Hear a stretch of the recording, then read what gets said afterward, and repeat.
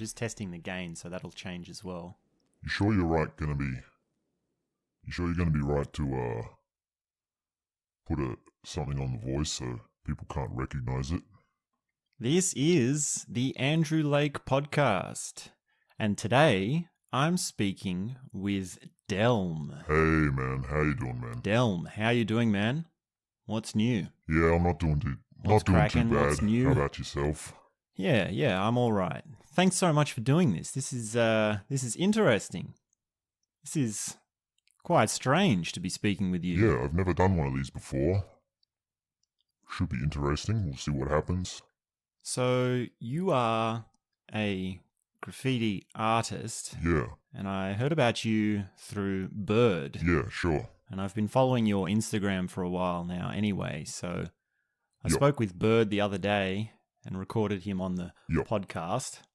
And he said it would be good if I could talk to you because you have a little bit more of an insight into the graffiti world than him because he's more of a Yeah. artist. Yeah, I guess that's fair to say. Bird is one of my, I guess he's one of my painting buddies. It's one of the older crew.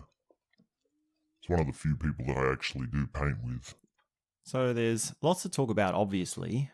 I'm fairly acquainted with the graffiti world, and I know a lot of the terms because I've been following a lot of people on Instagram, and I've seen Style Wars, Ah, and I've got magazines of graffiti, so I think we can pitch this conversation to just the graffiti world and just be free with our terms, but yeah.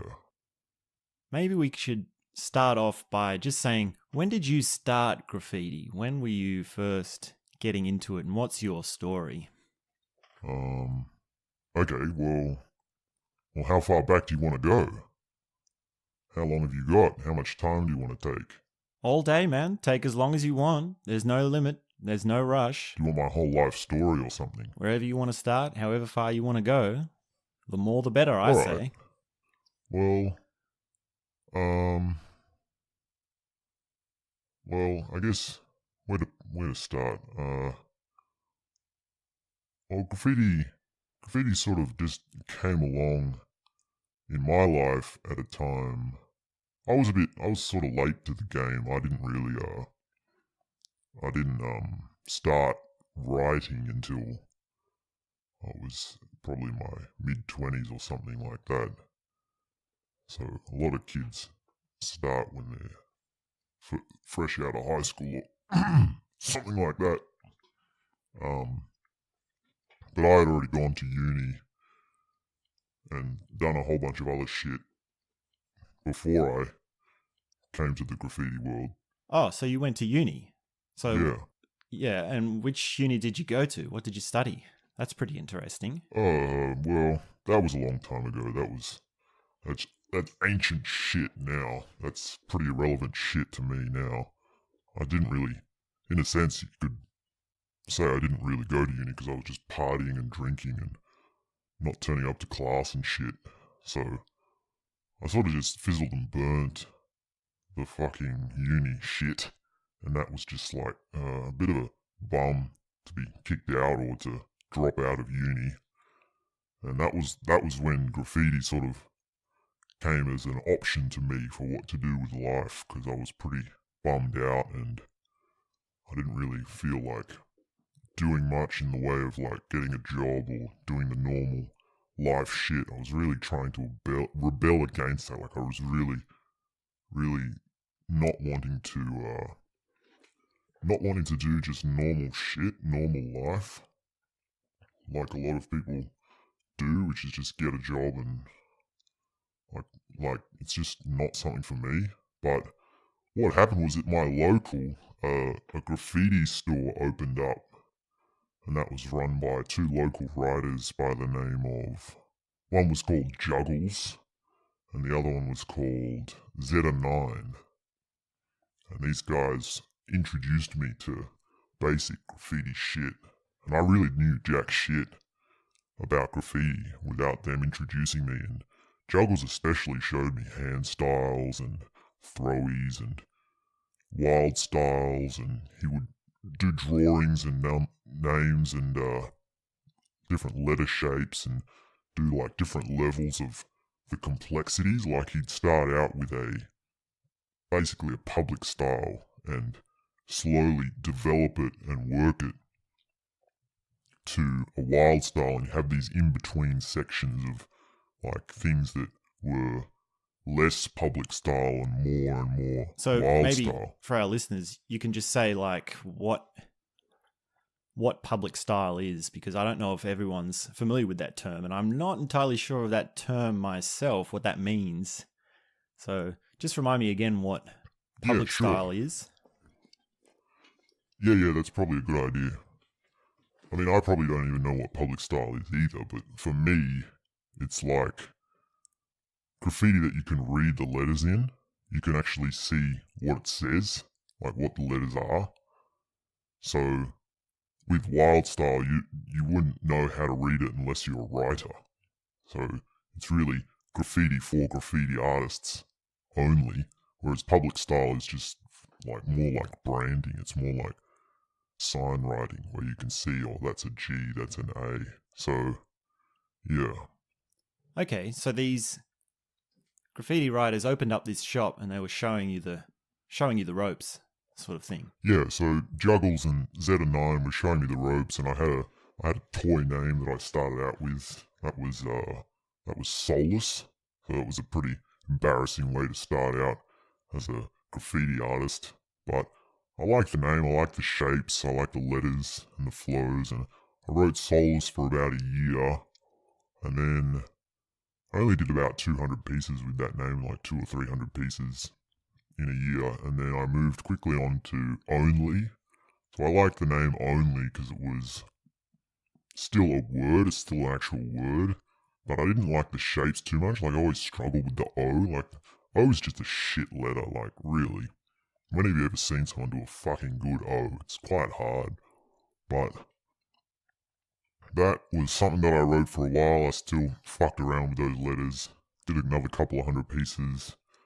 Still only wrote that name for about a year and a half or so until I finally found Delm. So Delm is a name. It was the first real name where I felt like this could be an actual name. That could be some shit that I could do for a fucking while. And a friend of mine came up with it, and he sort of did a couple of throwies with it. But he gave it to me because I started doing pieces with it and owned it pretty quick, because when I get a name, I really just do pieces. And that's one of the things that has really characterized my career as a graffiti writer. It's just pieces.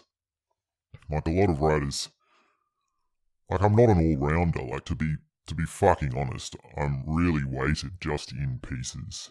So a lot of writers do throwies and tags and bombing and a whole bunch of shit. But the primary shit that I'm into is pieces, and it's always been that way. So I did like a couple of hundred pieces a year with this name Delm.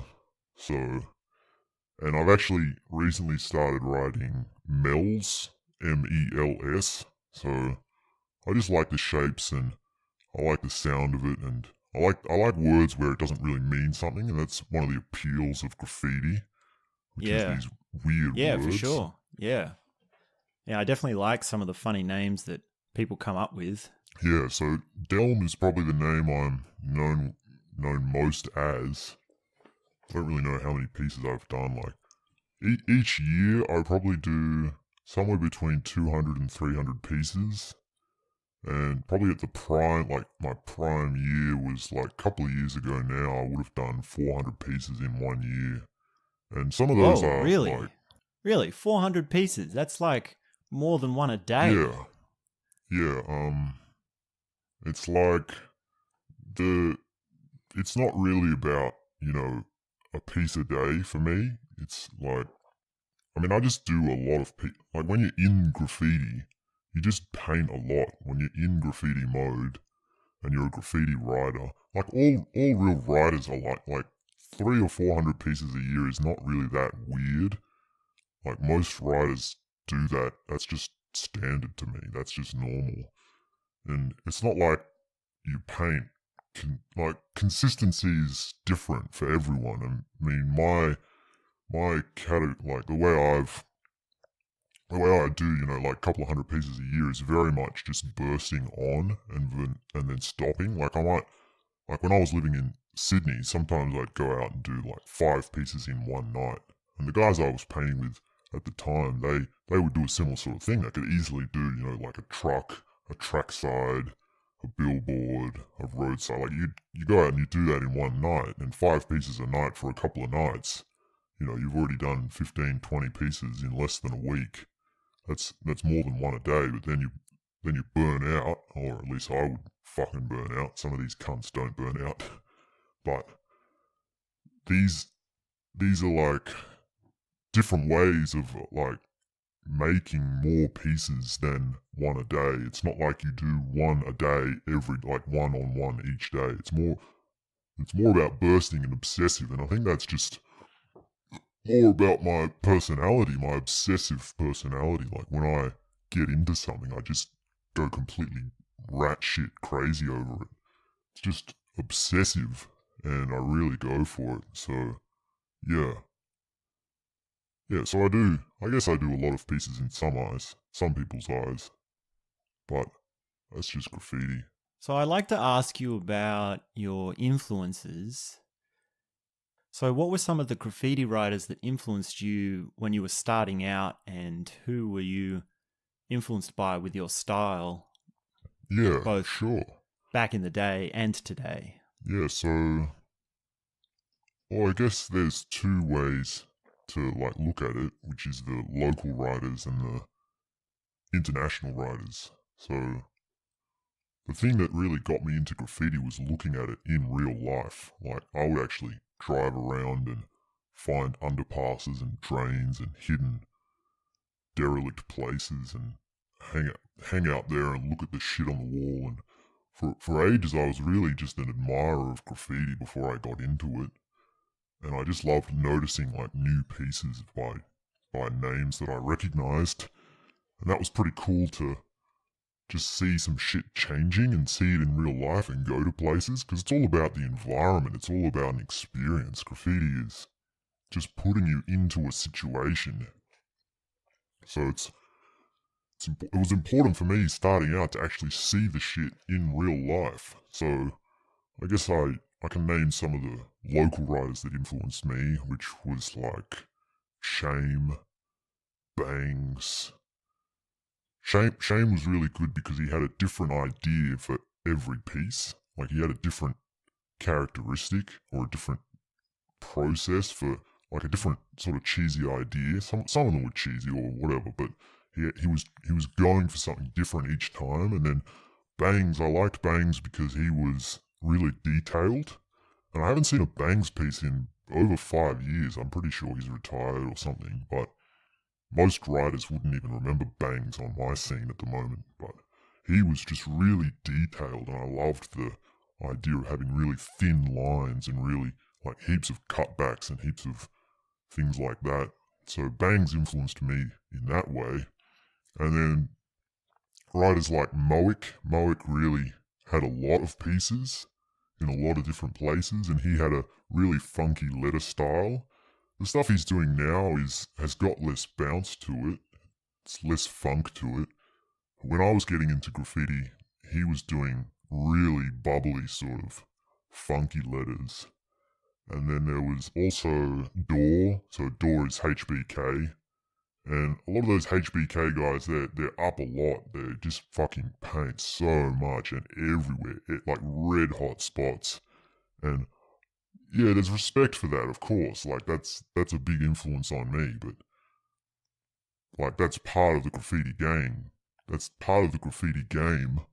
But Door was an influence because he had different styles and he had different ideas and different outlines that were quite, like a lot of the HBK guys don't have too much variation in their styles. But Door really stood out because not only did he paint a lot, but he painted pieces in illegal spots.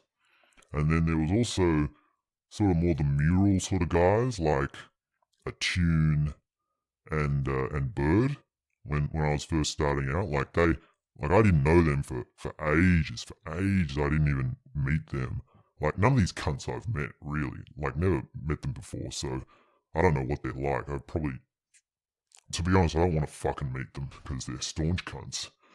But I sort of fell in with the mule crowd because they were older riders that were a bit more chill. Maybe we can talk about the staunch nature of graffiti riders in a bit. Yeah, but a tune I liked because of style, like because of detail, and he had his own style. So those were some of the local riders that influenced me when I was starting out. Apart from just Juggles and Zeta9, who showed me how to write. And how about some of the more famous graffiti artists? Oh yeah, true, yeah. So Juggles and Zeta9 not only showed me shit, but they also sold me like DVDs and magazines. And one of the first magazines I got was Clouded Thoughts, and I think it's issue 9 or 10 or something, and it had Dare on the front. So Dare was probably the biggest influence starting out because the funk, the style, the smoothness was just like so far beyond what I could envision at the time. Like, it was so powerful to have that. And he was doing these down on the track sides. That's what I like. Like, I've always had this thing about track sides, just painting on the sides of the train line.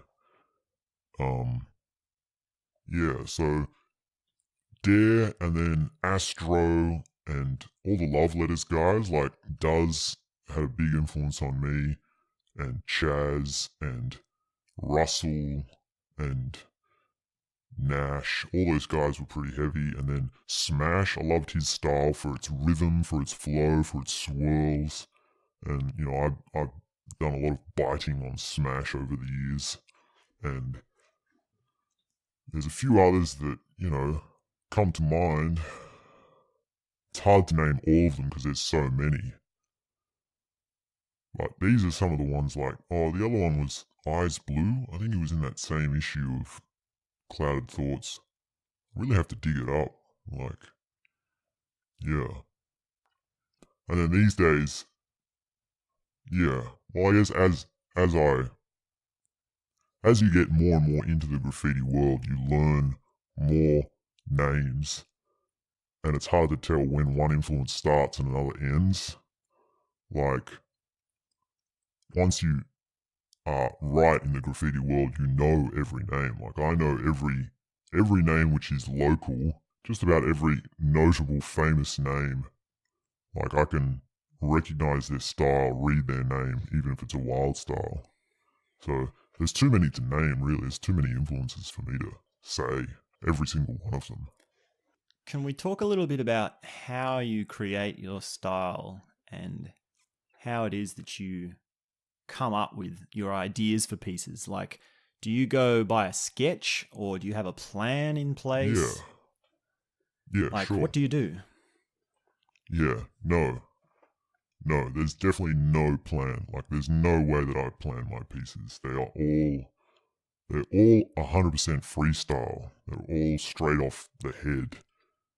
And, like, I've probably done in my whole life probably like 20 pieces from a sketch out of hundreds. But that being said, I still also sketch a lot, so I draw a lot, and I might draw an idea. I might draw up a sketch for an idea, but then I would just go to the wall and freestyle it. And my process is very much a matter of like responding to what happens. So responding to the environment and putting up a sketch and then playing off that sketch and then developing that sketch and then changing it as the colors come out, because you can never know like how the lighting and the colors and the color scheme that's going to happen is going to work. Like, I've never specifically chosen a color scheme. I always just take like a whole bunch of cans and just play it by ear, or just change it as the piece unfolds. Like, I might decide to choose a color. Like, I love to use pink. Pink is one of my favorite colors. And I might say, oh, I'm going to put this in there, but then halfway through the piece, I'll say, oh, it's not really working. I better not choose it. And I might choose something else. And then that changes shit. Like I just love experimenting with shit, you know? It's like it's always this breathing, changing, flowing thing. It's spontaneous. It's like improvising. It's like making shit up and being organic. And some of my pieces, they're really raw, like they're really fast, like they're really like I might use a fat cap for something and just blast it into drips and like that idea of blasting it and being like an impressionist, like the impressionist painting is I guess where like obviously this art has influenced me as well, but like normal art, like fine art, like the art you would say is normal art, that's influenced me as well, but I can also see the connection between that and like soffles, however you fucking pronounce it, using the spray can tack, the how do I say it? It looks like a spray can made it. Like some graffiti is made to look like it's not, you can't see the cap effect, and others you can. And I'm very much about embracing the cap effect and having it obvious that there's parts of it which are a graffiti, like graffiti style. And Cabe from KOC is a good example of that because he has his fat cap flare and you can see that it's done by a spray can. So that's a good example of how my style is created. And it's really raw and like I go into a lot of detail as well. Like sometimes I mix colours at the wall as well. Really? And for real? Yeah. You actually mix paint in a spray can? Yeah. How is that possible? Is that even possible? Yeah, it's possible. It's a bit tricky. Like it is fiddly and it takes time, but it is possible. So how that works is you get a special mixing cap and you sort of have to release some of the pressure on one can and then pressurize the other. So some guys use ice, like a bucket of ice to cool the can down. I usually find that just releasing some pressure is enough and then putting the other can in the sun or something, or heating it some way. So putting it in the sun usually works if it's a hot day. And that pressures it through to the other can. So you can have your pressurized can and your unpressurized can and you push it through your mixing cap. And that mixes the paint into the tin. And the sort of pieces that I'm doing, I do like progressive mixing. So all the top writers do this. Like all the iron lac guys do this, which is progressive mixing where you have a colour and then you spray a bit of it on the wall and then you paint and then you mix in a little bit more and then you spray some more and the colour is slightly different and then you mix in a bit more and so on until you're doing these little differences. So sometimes I would do a colour fade which has like 10 or 12 different shades. And it's just adding a little bit each time and it's progressive. And you can even fade it all the way through to a different colour. So say you've got a green, you might start mixing in a blue and that would change your green more and more towards a blue, and then you might start saying, well, now that I've changed to blue, I'll start mixing in white, and that will change the white to more and more light, and so you've got this huge flow of shades, and it's more and more complex, and you're using this with other colours, and you're cutting it over, and it's a process, and you can get extremely detailed pieces. You can get really detailed pieces, so that's the sort of shit I'm into. That's the sort of thing that I do, which is, I mean, more and more these days. Like, sometimes my pieces are really rushed and raw, and they're all about the energy. And then some of them are more like, these days I'm more take my time. I'm more like, relax about it and be more detailed and take my time with it. I've been following this famous graffiti writer, Basics, and he sort of has on his Instagram posts this thing about how you have to use only a spray can. Like there's this taboo against using paper or tape or assisted materials, and there's a bit of a graffiti spray can purity or purist Yep. idea coming through. What do you think about that? Yeah, well, his technique is as far as it goes. He's as sharp as it gets and as small as it gets. So, like, I by no means compare to him, but I've never felt the need to add anything other than the spray can. Like, I've pushed cap techniques and I've used a whole range of different techniques and I've developed my skill to the point where I'm just happy with it. So I've never felt the need to use paper.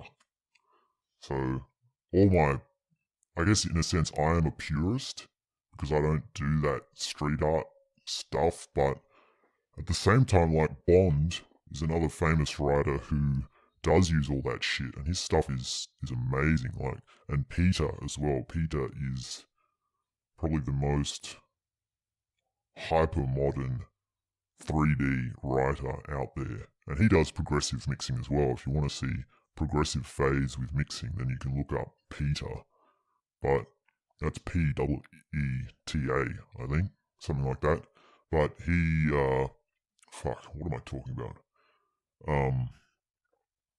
Yeah, so I don't use that, but I don't really frown on it. I mean, a lot of my painting buddies they're more street artists. They're not really writers, and I don't really see a problem with that. I don't really discriminate or have any.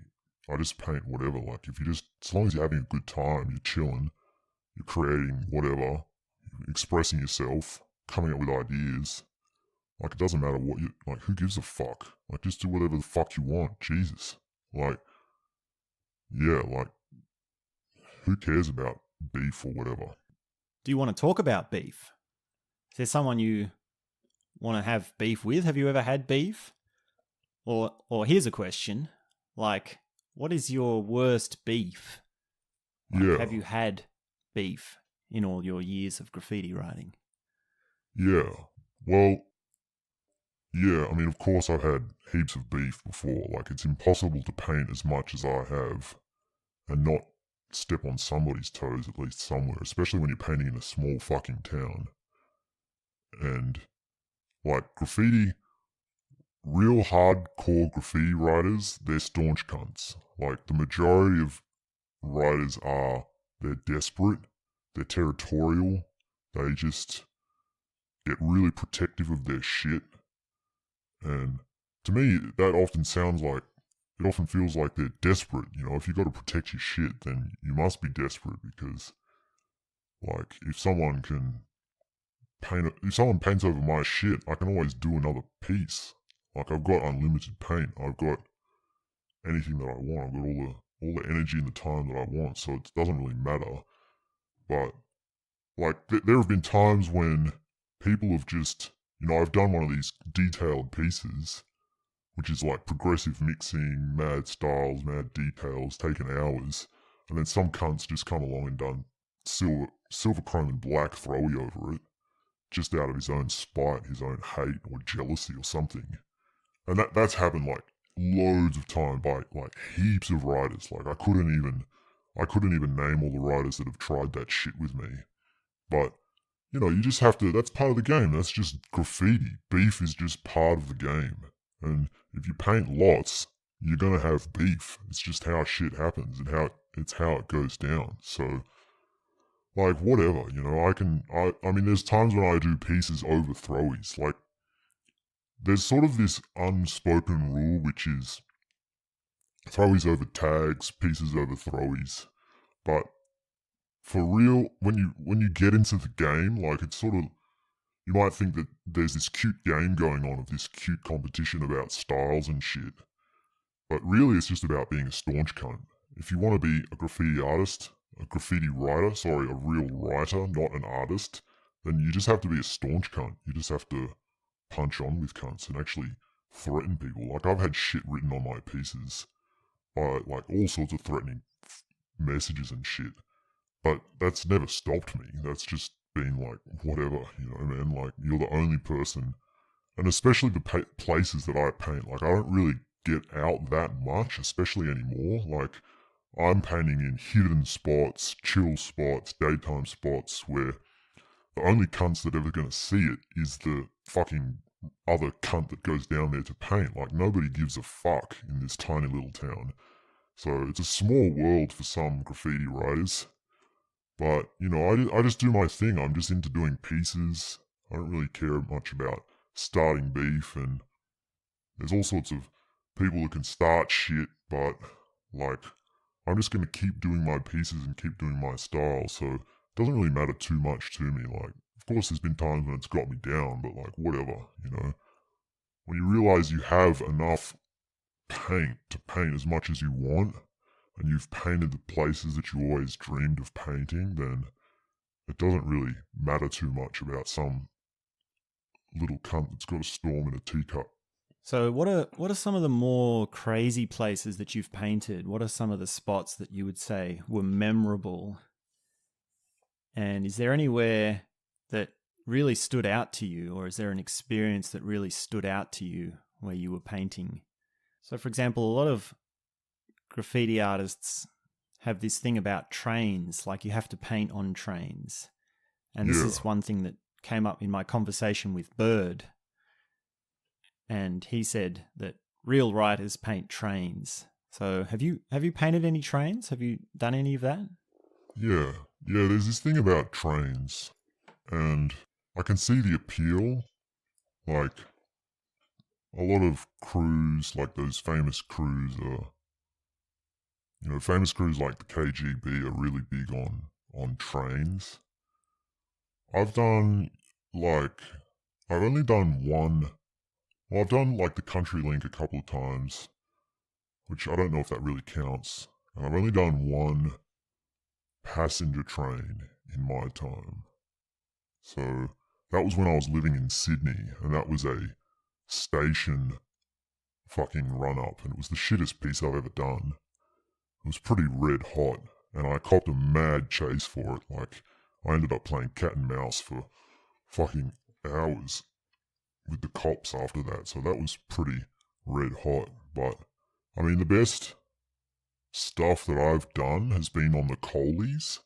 So Coleys are a bit more chill, and they're better because they last longer. Like my passenger train ran all city, but it was a shit piece because I did it so fast. But, you know, I've done Coleys which have lasted for years, and they're a bit more chill. They're a bit more like, I mean, sometimes running at those things during the day when it's stopped can be pretty red hot. Like, recently I did a run up in the day and the thing pulled out on me. So a pull away is pretty red hot, but it's still fun. But, you know, I haven't really done that many Coleys in my time. I've probably done less than 30 Coleys across like a couple of years. So some of them, like, I've done a couple of whole cars, probably less than 5 whole cars, but so that's like where you paint the whole thing out and you fill it. But yeah, I like Coleys. They're pretty cool. So I was living in, so to go back to your other question about memorable moments or red hot spots, like, I was living in Sydney for a while there, and you know, I was unemployed and living the graffiti lifestyle, which was just graffiti non-stop. So this would just be painting all night, every night in the city, and just painting till you collapse. And I had a whole bunch of habits as well then too, so I got pretty exhausted at times, but it was just the graffiti lifestyle, and it was the desperate lifestyle. Like, this is why I can understand cunts that are writers and why they are desperate, because I fucking was one of them.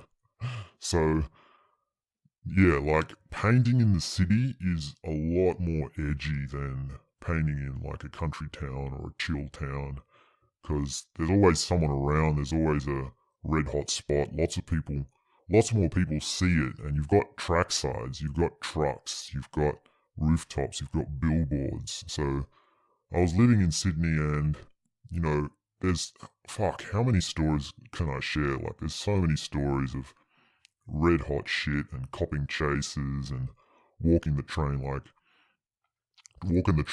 Like, one common thing that I used to do pretty regular would be to catch the last train down the line with a suitcase full of paint or like a bag full of paint and get off and then walk my way back, just painting pieces along the way. So that would be from like 11 at night till 6 in the morning.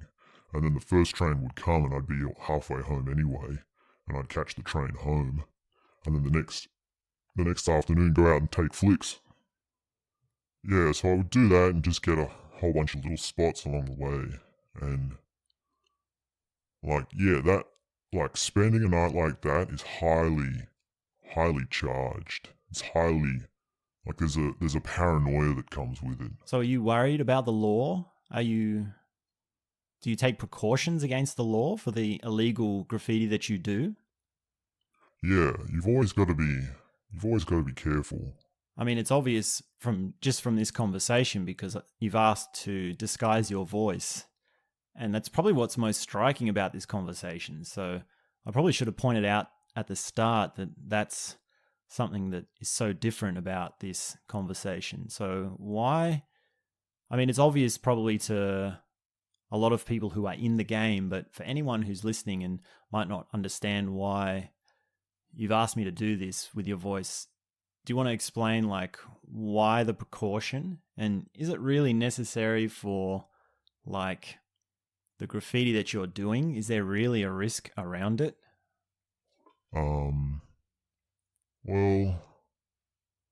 I mean, I don't know if there's really, I mean, I'm not big time. I'm really not on the cops' radar anymore.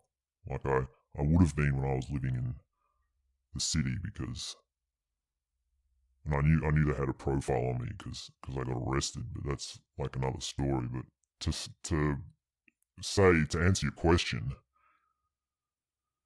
the voice disguising probably isn't necessary, but it's not only necessary for the law, it's also necessary for other writers and the beef shit.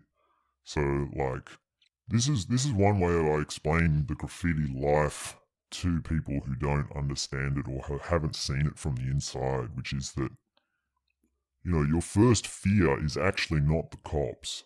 Your first danger is not the cops. Like, the most dangerous thing about painting graffiti in the city is the environment. Like, you might get hit by a train, you might fall off a 4-story building, you might get electrocuted by wires, you might get, like I had my feet shredded, I had my hands shredded by thorns, by barbed wire fences, I've fallen off shit, I've sprained ankles, I've just like fucked around, falling on the roads and just like when you're going around in these fucked up places in the dark and you've got this paranoia of trying to get away with shit, you end up just being beaten up by the environment. It's just the environment that gets you. And that's like the first thing that is the first danger. The second biggest danger for a writer is another writer. Like if you meet someone, they can fucking staunch you on, you know, you don't know what to do about them.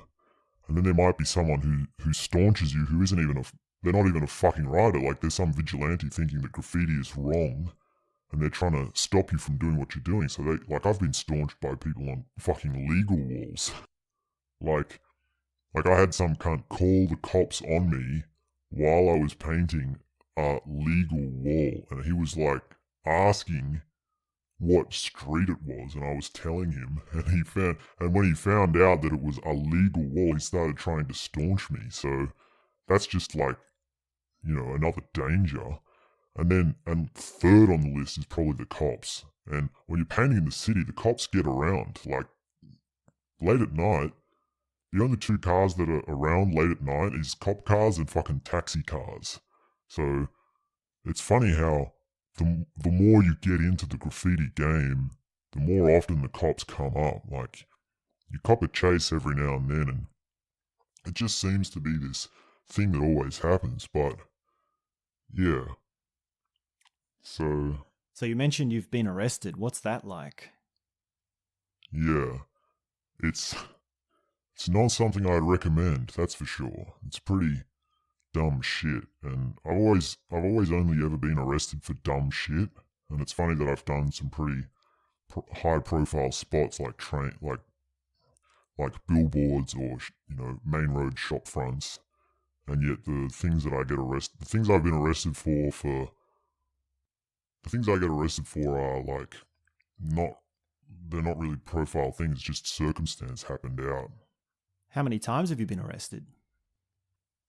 I probably shouldn't say, like, it's less than, like, I can count on one hand how many times I've been arrested, and I'm not really that into the game anymore. So I've only done chill spots for a couple of years now. So this is all sort of back in my past. But some writers just play that game of writing until they get arrested, and then they do their time, and then they get out, and they've got nothing else, so they just go back to writing, which is how, I mean, I've seen how bullshit the prison system is by some of the people that I know that have been in that system, and they've done time just for graffiti, for non-violent offending, and they do time and come out, and they're no better off. They only, like, the cycle doesn't fix anything. It only perpetuates. It only keeps it going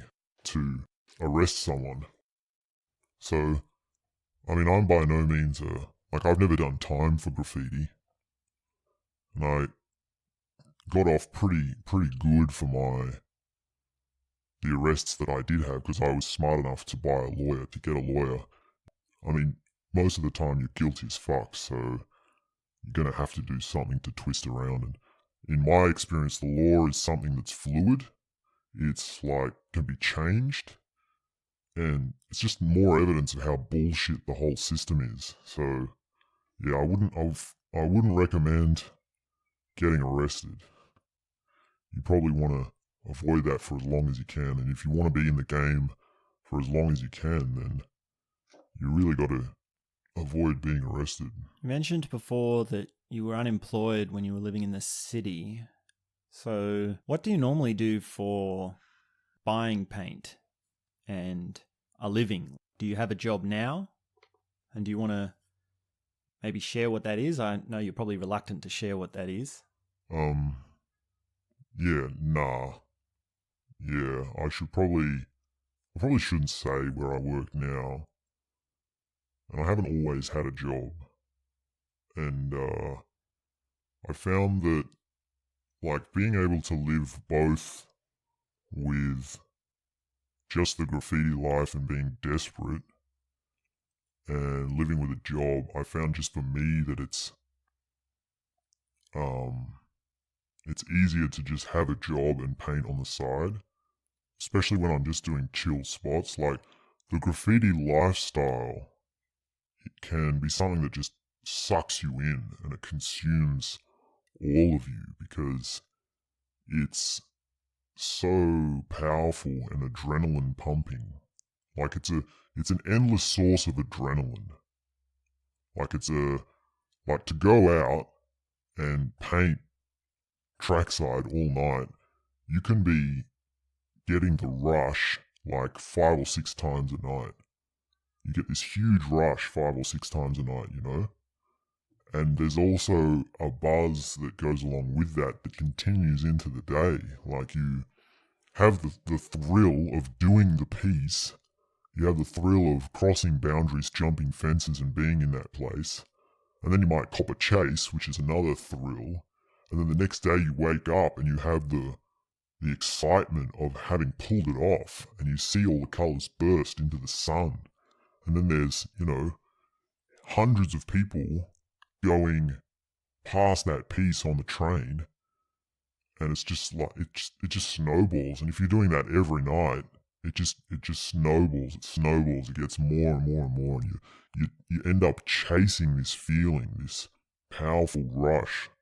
And it's really hard to describe to someone what it's like to really be down in a different environment.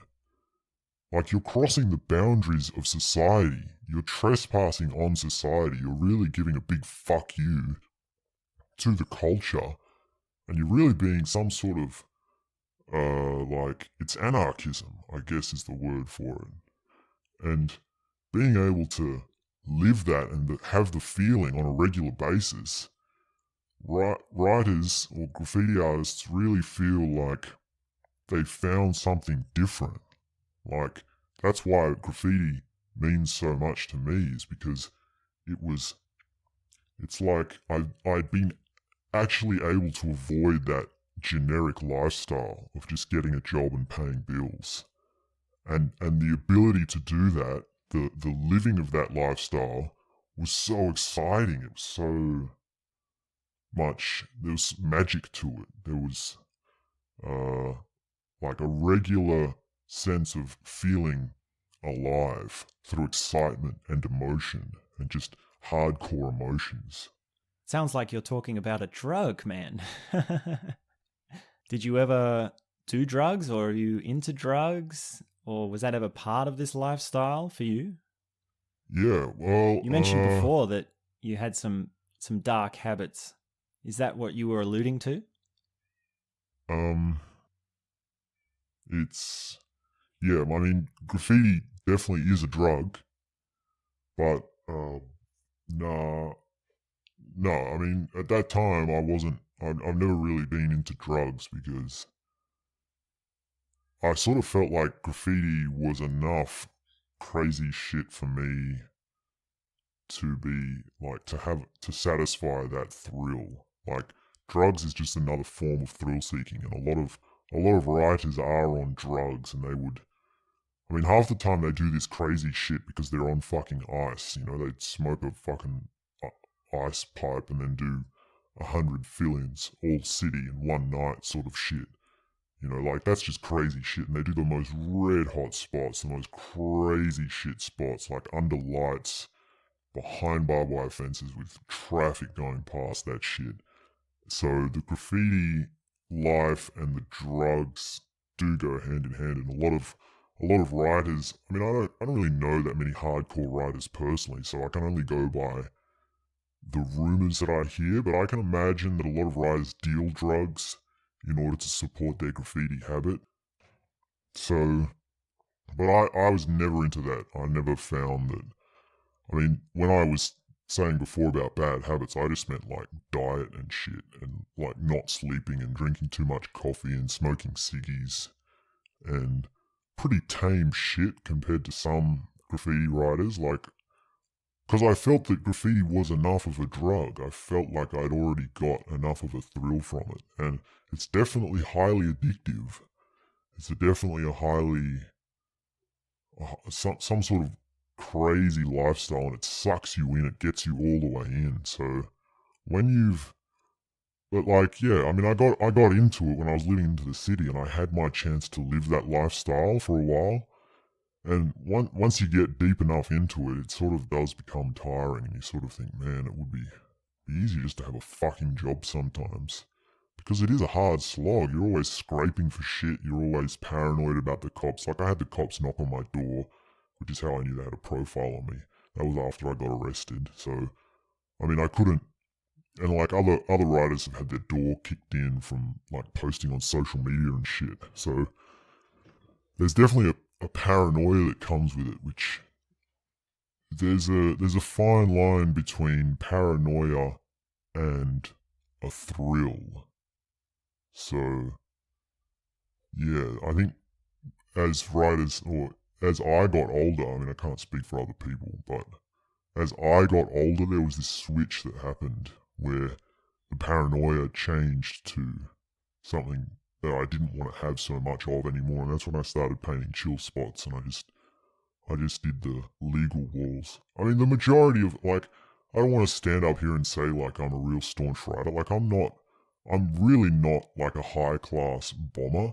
Like, compared to a real bomber like Iski or Reddy or Scribble or Grime or these sort of Sydney writers that go hard with throwies and pieces. I mean, Iski especially, because he was considered by many to be the king, because he didn't just do all city throwies and bombing, but he'd actually do pieces and do different styles of pieces. So I mean, there's young up and comers that are just as hard on the bombing as Iski, but Iski has probably been in it longer than anyone and as hard as anyone with as many styles as anyone. So he really crosses this line between piecing and bombing. So for that reason, I think a lot of people say that Iski is king.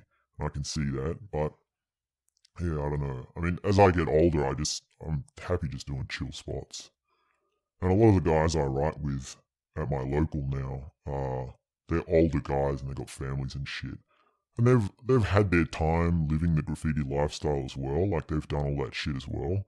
So when you go through it, you don't really have anything to prove and you just chill. So that's what I'm into now. So yeah, hope that answers the question. Can't even remember what the question was. Yeah, that's all really interesting stuff because I've been working on a lot of things which are to do with changing how I feel about certain things. And I've noticed since studying developmental psychology and really looking into that myself, I've noticed what it's like to change how you feel about a feeling, as abstract as that sounds. So certain feelings you only want a certain amount of at a certain time in life, and you can grow out of feelings. And that sounds like what you're talking about, which is having a feeling and interpreting it in different ways as you get older and as you have different amounts of that feeling. Yeah, I've actually listened to some of your podcasts. Oh, really? I didn't know anyone was watching. I didn't know anyone was listening. There's some pretty interesting stuff on there.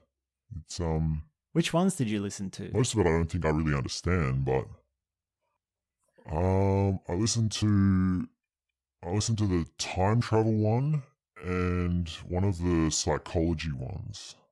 I can't remember which one it was, but yeah, I don't know. I reckon you're a bit of a smart cunt, aren't you? So I don't know if I really understand it. So Well, some people say that, some people don't. yeah, I don't know. I sort of do listen to some talking shit on the internet sometimes. So yeah, I don't know. I might check some more of it out. Check more of it out. Is there anything that we haven't covered? Is there anything you want to share? Any other stories? Yeah, I don't know. Maybe. Seems like we've covered a lot. Seems like we've got through it. Hopefully we haven't started any beef. I don't know if anyone's gonna. I don't think many people will hear this now anyway, so. Yeah, I don't have much of an audience. So the question is, where are you heading? What's the future of Delm Graffiti or Mel's Graffiti? Like, what do you see yourself moving into? Because you've obviously developed a lot of different styles and painted a lot of spots and had your time as living the graffiti lifestyle, as you call it. So where do you see yourself doing stuff over the next couple of years? Well, I don't know, man. Like, life shit, it's just.